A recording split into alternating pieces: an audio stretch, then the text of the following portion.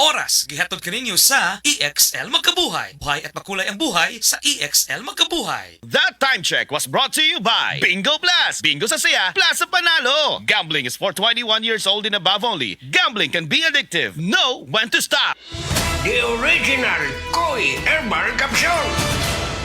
Ako si Imelda Linawan, taga Balagtas, Panganiban Street, Cebu City. Ang akong edad, 54 na. Dali kong maluya niya, kapuyon ko. Karon na kayo nakabuhay, ma'am. Abtik naman ko niya, dugay ko maluya niya, murag tas-tas yung kong resistensya. Dahil salamat sa The Original Koi Herbal Capsule.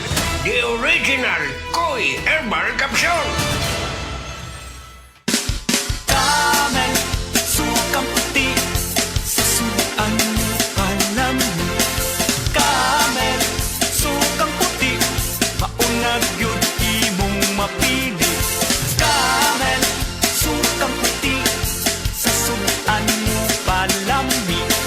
Kamel, sukang puti, anita na ang sikreto, salami.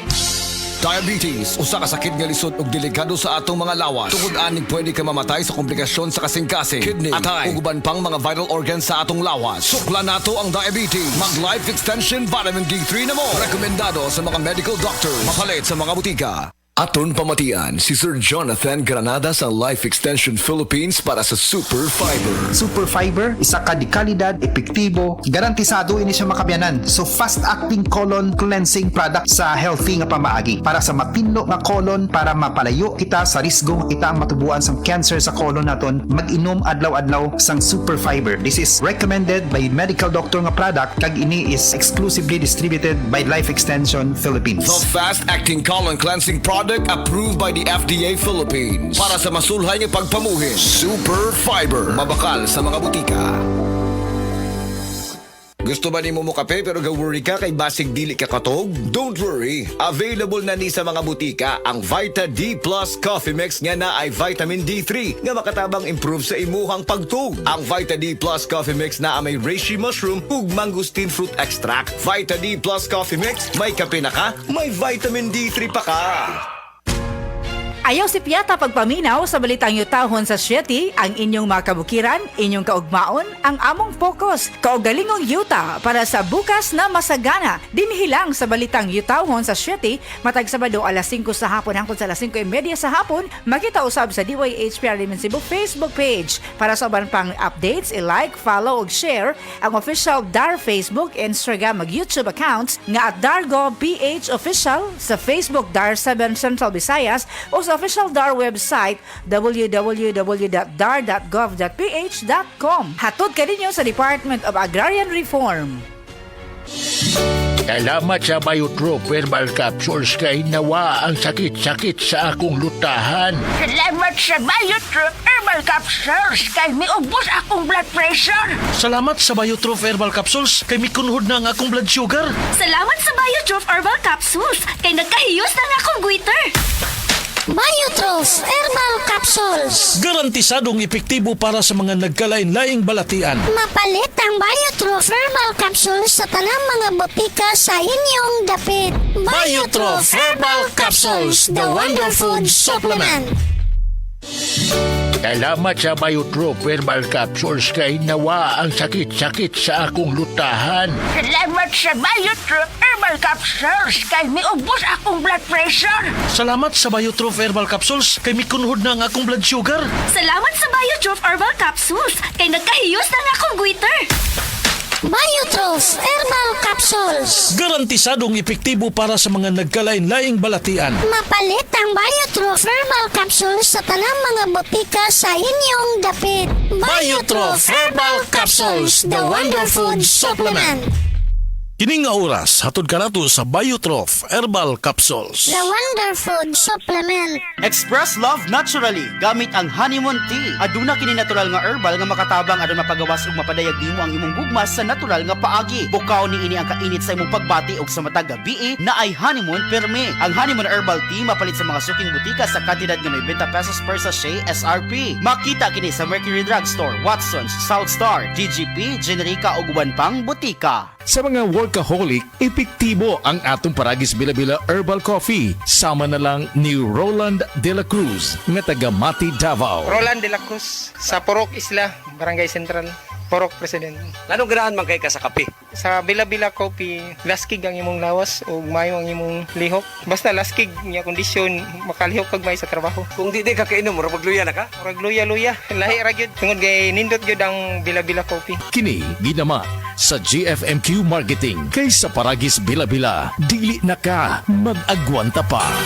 Ako si Radyoman Benji Tanghian. Kining balita hatod kanato sa Paragis Bila-Bila Herbal Capsule na ilhan isip herbal nga kapsula nga makatabang og daghang benepisyo sa kalawasan. Mao kini ang all-in-one nga herbal. Makahatag og kaayuhan sa ato ang mga selula sa lawas, makatarong sa nindot nga flow og limpyuhan ang imuhang dugo nga modag kaiday sa tuang kasing-kasing. Alang sa kumpleto nga kombinasyon, gamita lang ang Paragis Bila-Bila Plus Herbal Capsule. Paragis Bila-Bila Herbal Capsule na. Uban sa pagpangapi sa Paragis Bila-Bila Herbal Coffee ug ang pagpanghaplas sa Paragis Bila-Bila Liniment Oil. Gama sa GFMQ Marketing. Sa Paragis Bila-Bila, dili na ka mag-agwanta pa. Sa dugang kasayuran, tawag lang sa 0935-641-0261. Ang Paragis Bila-Bila mapalit sa Diding's Pharmacy sa Manalili Street, Cebu City. Bestway Pharmacy sa Mandawi City. Healthway Pharmacy, JV Butika sa Cebu, Mandawi, Liloan ug Osmeña Boulevard. Mapalit usab sa JY Pharmacy sa 32 Osmeña Building, Osmeña Boulevard, Cebu City. Mga kasama, dapiton ko kamo sa pagpaminaw sa drama nga Budbud ug Bibingka. Matag alas 8 hangtod sa alas 8:30 sa gabi, Lunes hangtod sa adlaw Sabado. Maminaw ta dinhi lang sa DYHP RMN Cebu.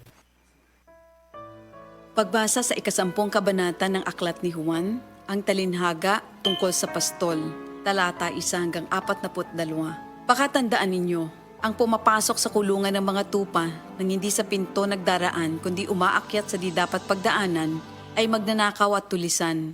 Ang tunay na pastol ay sa pintuan nagdaraan. Pinapapasok siya ng gwardya at pinapakinggan ng mga tupa ang kanyang tinig. Tinatawag niya ang kanyang mga tupa sa kanilang pangalan at inilalabas sa kulungan. Kapag nailabas na, siya'y nangunguna sa kanila at sumusunod naman ang mga ito sapagkat kilala nila ang kanyang tinig. Hindi siya sumusunod sa iba kundi patakbong lumalayo sapagkat hindi nila kilala ang tinig ng iba. Sinabi ni Jesus, ang talinhagang ito, ngunit hindi nila nauunawaan ang ibig niyang sabihin. Kaya't muling sinabi ni Jesus, pakatandaan nyo, ako nga ang pintuang dinaraanan ng mga tupa.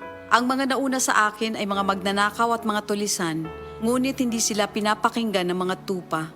Ako ang pintuan. Ang sinumang pumapasok sa pamamagitan ko ay maliligtas. Papasok siya't lalabas at makakatagpo ng pastulan. Dumarating ang magnanakaw para lamang magnakaw, pumatay at manira. Naparito ako upang ang mga tupa ay magkaroon ng buhay, ng isang buhay na masagana at ganap. Ako ang mabuting pastol. Iniaalay ng mabuting pastol ang kanyang buhay para sa mga tupa. Ang bayaran ay tumatakas kapag may dumarating na asong gubat. Iniiwan niya mga tupa, palibas ay hindi siya pastol at hindi kanya ang mga ito. Kaya't sinusunggaban ng asong gubat ang mga ito at binubulabog. Tumatakas siya, palibas ay bayaran lamang at walang malasakit sa mga tupa. Ako nga ang mabuting pastol, kung paanong kilala ako ng Ama at siya kilala ko, gayon din naman kilala ko ang aking mga tupa at ako'y kilala nila. At iniaalay ko ang aking buhay para sa aking mga tupa. Mayroon akong iba pang mga tupa na wala pa sa kulungang ito.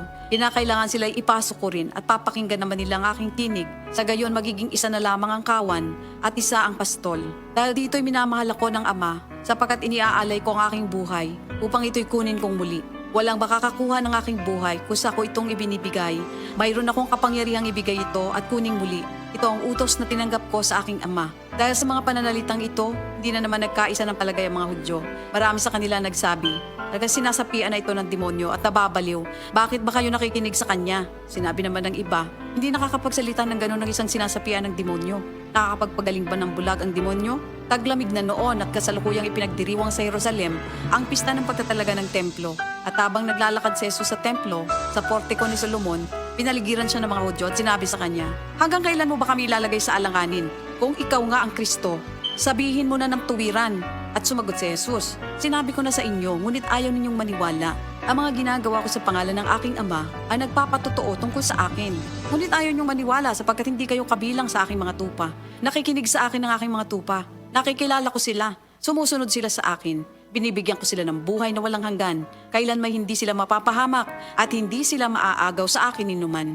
Ang aking ama na siyang nagbigay sa kanila, sa akin, ay lalong dakila sa lahat at hindi sila maaagaw ninuman sa aking ama. Ako at ang ama ay iisa. Ang mga pinuno ng mga Hudyo muling dumampot ng bato upang batuhin siya. Kaya't sinabi sa kanila ni Jesus, marami akong mabubuting gawang ipinakita sa inyo mula sa ama.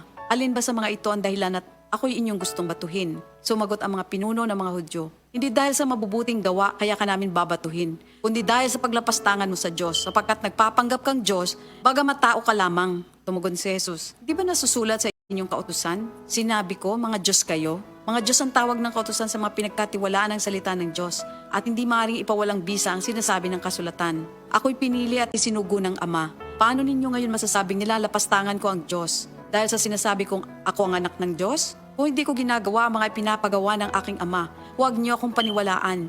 Ngunit kung ang ginagawa ko ay ang mga ito, paniwalaan ninyo ang aking mga gawa kung ayaw ninyong maniwala sa akin. Sa gayon matitiyak ninyong nasa akin ang Ama at ako'y nasa Kanya. Kaya tinangka naman nilang dakwin si Jesus, ngunit siya'y nakaalis. Muling pumunta si Jesus sa ibayo ng Jordan sa pook na dating pinagbautismohan ni Juan. Habang naroroon siya'y maraming lumalapit sa kanya. Sinasabi nila, si Juan ay walang ginawang himala, ngunit totoo ang lahat ng sinabi niya tungkol sa taong ito. At doon, maraming sumampalataya kay Jesus. Ito ang salita ng Diyos. Said Health Report. Health Report. Nagpa-laboratory ko, akong sugar, 304. So, nga nakainom ko aning Sig Panyawan, coffee mix. Wala ko kabutag kabulan. Pa, sugar ko kusog, 117 na lang akong sugar. Kanira akong gi-maintain, Sig Panyawan, coffee mix. Rosemary Kalumba, 61. Kalag-kalag, Ayongon, Negros Oriental. Said Health Report. Health Report. Si Danny Diximo di na makalakaw tungod sa pagpanghubag sa iyang tiil. Mitumar sa Said Panyawan Plus. Nataki ko, usa ka bulan ko nga di ka baklay kay gawas nga nang hubong ko tiil. Maghigda rin ko pirmi kay og itulog na ko mo. Kuan man sa kanang mo hupong mo sa maayo. Gidainom naman po na ko Said Panyawan with Magusin every meal. Dandan og mga 2 ka semana nakabaklay-baklay na kong sugod. Ato naka-recover ako, naka-drive na ko mo. Danilo Diximo Jr. Taga-poblasyon Nagunoy, Davao del Sur, 40. Said Health Report. Health Report. Kung doon akong gibate, may sakit akong kilid. Nakaihi na mo kong dugo, gula to sir. Sakit na yun ayo akong kilid nga nakaihi na yun ko og dugo. Mao itong nakadungog mangkuhan sa radyo nga Kugon o Panyawan. May palit dahin ko og tag sa kapak. Kada 4 oras mo tumar ko. 1 week sir, kaloy sa Diyos na wala. Wala na ko nakapatik apay. Wala naman ko gibate. Nakahandog karon nagmintin ako. Handog karon na ayon ako. Hunikan sa Kugon o Panyawan. Kung saan may pangalan ni mo sir? Pablito si Modlan. Amon isa sinta na kapin. Saboy na bista. This newscast is brought to you by Vanular, ang gamot sa diabetes at cholesterol sa bayan ng Vanular. Mga higala, karong mga panahon na daghan na kaayong herbal supplements bisag unsa na lang, pero ang pangutana unsa man gyud ang atong nga masaligan para sa atong panglawas. Labi na kung nagkaidara na ta. Para nako ha, klaro kaayo diri ko sa hinimo sa Unilab, ang Herba Strong. Mao gyud ni ang pinakaunang herbal supplement nga gihimo sa Unilab. Mao nga salig gyud ko ani. Ang Herba Strong puno sa antioxidants gikan sa mangosteen, turmeric, dragon fruit ug malunggay. Makatabang ni sa healthy aging with proper diet and exercise. Mutabang ang antioxidants nga protektahan ang cell sa lawas. Busa, bisan nagkaidaran o nagkatigulang na ta, kaya paghihapon nato i-enjoy ang kinabuhi nga mas himsog kauban nato ang Herba Strong. Strong sa una, Herba Strong karon. Mahalagang paalala, ang Herba Strong ay hindi gamot at hindi dapat gamiting panggamot sa anumang uri ng sakit. Strong sa una, Herba Strong karon. Ako si Carlos Peronilla, 55 years old, taga Talisay City, Cebu. Tungod kay nagkaidaran ako, nakahuna-huna ko nga muinom og Herba Strong. Produkto kini sa Unilab, mao nga dali ra gyud ko ni salig na mangustin, turmeric, dragon fruit ug malunggay that help promote healthy aging with proper diet and exercise. Gikan karon, kauban na nako ang Herba Strong. Strong sa una, Herba Strong karon.